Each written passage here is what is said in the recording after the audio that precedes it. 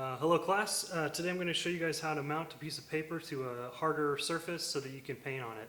This is a good method for painting studies like value scales and hue scales, but it is not something I would actually recommend if you are doing a more serious painting.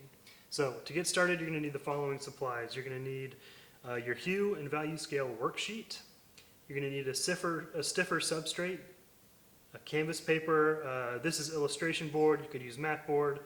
You could even use a scrap piece of cardboard. That's totally fine, just as long as you're actually applying paint onto a white surface, not a brown surface or something like that.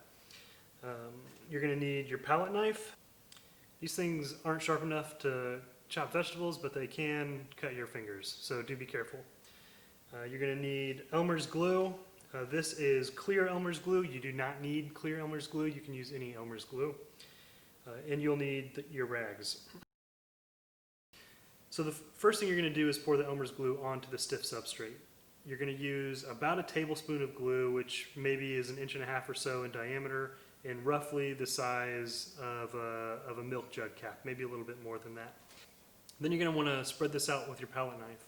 This patch of glue is going to hold the paper down to the board, so you want to spread it out a little bit larger than your piece of paper. While the glue's still wet, you want to lay your paper on top of the board. It might get a little wrinkled, which is totally fine. I don't care at all about the wrinkles. The moisture in the glue is going to cause the paper to expand and stretch out a little bit. That makes no difference to me. So if you want to take the time to get rid of the wrinkles, that's fine. Whatever, suit yourself. Then after you're satisfied that the paper is glued down, properly glued down, doesn't have to dry, then you're going to want to pour the same amount of Elmer's glue on top and then spread that out with your palette knife. This actually functions as a primer. It is a barrier between your paint and the paper. Without this, certain paints will soak into your paper and actually rot the paper. Additionally, this allows your paint to spread a little bit smoother and a little bit easier on the surface, which makes the painting process a little more comfortable and fun. Then make sure you carefully wipe off your palette knife. This is where, if you're not careful, you can cut your thumb or your finger.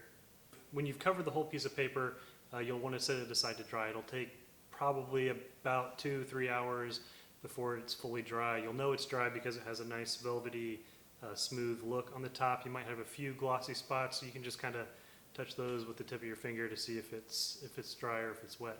Now, if you're drawing the boxes onto a stiffer substrate, like a piece of mat board or something, that's totally fine. You're just not going to do the first step where you glue the piece of paper down. You'll draw everything out, and then you'll pour the glue on top of that. And then spread it out, and then when it's dry, you can go right on top of it.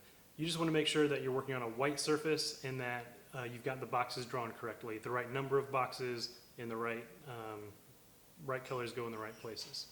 That's everything. If you have any problems or if you have any questions, as always, send me an email, and I will get back to you as quickly as I can. Have a good one. Bye-bye, friends.